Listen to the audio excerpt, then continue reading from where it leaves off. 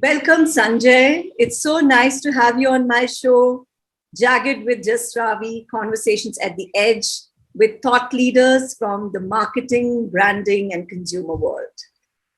It's such a pleasure to be with you, Jasavi. It's been years, I think, 10, 15 years since we last sort of seen each other.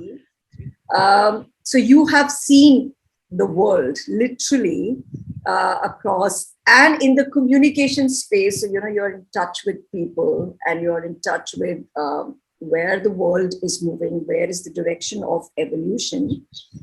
And it's very evident that the Gen Z millennials are opting for preferring different kind of brands that have a sustainable orientation. Rather, they walk the talk. Brands that have a bold attitude and not very correct sometimes, but very authentic, kind of brands. So, and is that impacting? No, so we see smaller brands, suddenly coming up like a Mama Earth or a Patagonia. It's almost like a movement. Yet they are doing what they believe in. Is that impacting how global MNCs are looking at building brands and how they organize their communication models? You're right, actually. It has been quite a change for them because MNCs, by virtue, have been the ones to rule the roost and the king of the hill, so to speak, right, for a long time. And these brands or local brands actually now, which were earlier considered to be like a little mucky, as they say, like, okay, uh, it's giving them sleepless nights. And there's a lot that they themselves, I believe, have created that problem in the way they've been slow to react, in the way they haven't really,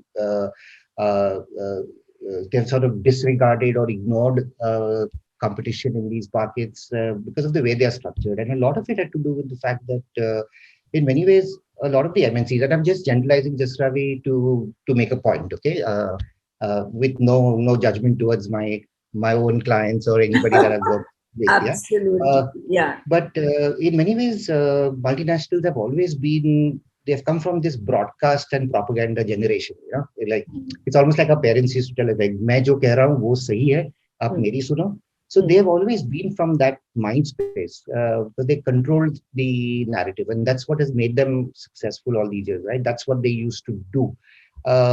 And in many ways, they now are realizing that just having the ability to control the narrative or having deep pockets to throw behind the propaganda, that doesn't guarantee success anymore in marketing. Like the great combination of ये मेरे पास ad है और मेरे पास इतने पैसे हैं, that's enough that I need to. That really is no guarantee of success. Wow. And in many ways, you're right. It's also because thanks to the internet, and I know we keep using the internet, blaming it for everything and also giving it credit for everything.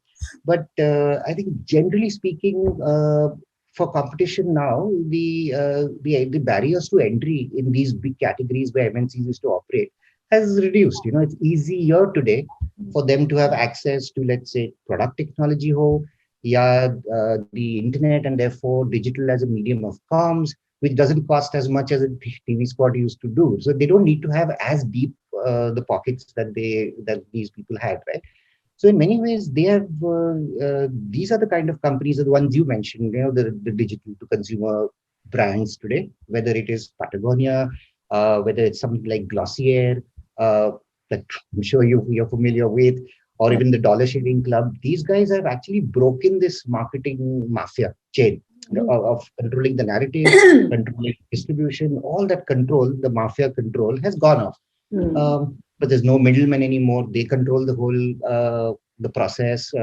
They have a lot of agility because they are on digital. Their agility is that much more. In many ways, I always think of multinationals as a big mothership. बहुत time लगता है for it to turn in some direction. It's just like बहुत time लगता है. It turns. Yeah. So that agility is something that the competition has now brought to it. And because they're largely digital centric, Jasravi, they have so much data that they generate as a consequence of the way they are, right? And that's really becoming like they're always there. And that's the biggest benefit that these brands that you mentioned have. I think, therefore, I think a lot of changes have come through, and I've been witness to that slowly but surely, and now even more rapidly over the last 20 years.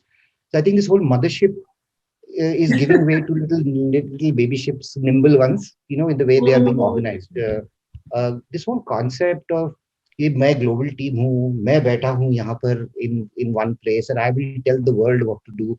I think that's being dismantled surely, but definitely it's being done that because what they're doing now is global team hai, but what they're doing is they're redeploying the global teams into places where the center of gravity of the brand is. You go and work where your consumers are actually living. Don't just sit in a place far removed from them, not just geographically, but even attitudinally. Go there. So I think they're being redeployed into these markets, and you'll see a lot of global teams that sit now in different corners of the world as part of one global team, which otherwise never happened before. It was like, let's go to the darbar where the global heads sit and then get our instructions and then move on. So that's actually dismantling. That's a good thing. Um, Importantly, I think the arrogance that MNCs have given away to a little bit of acceptance. Yeah, this is real. We better sort of do something about it. And in many ways, that's resulted, I think, in a bit of humility.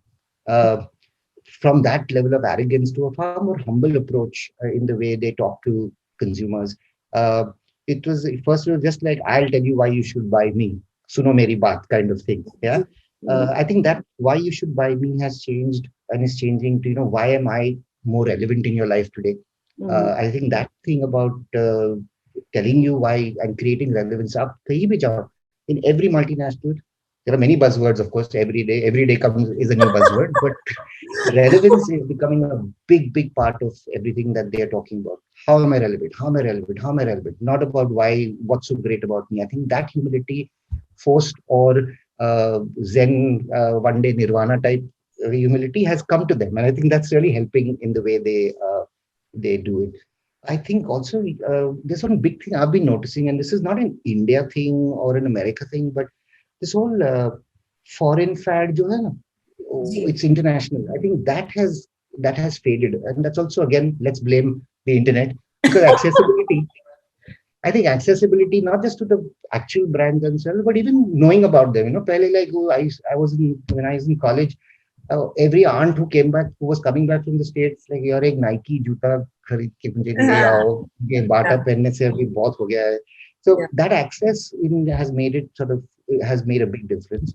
And surprisingly, I think this nationalism that we keep talking about, we are becoming a nationalist country, that's happening just about everywhere you go. I mean, in degrees, obviously, but it is there very much. And I think multinational brands are now taking pains to say कि हम यहाँ के हैं, we are off the land.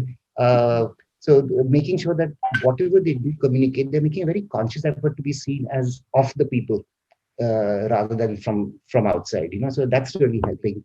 And in doing so, I think one of the big things about multinational brands earlier was like, this is what we are and this is what we will be.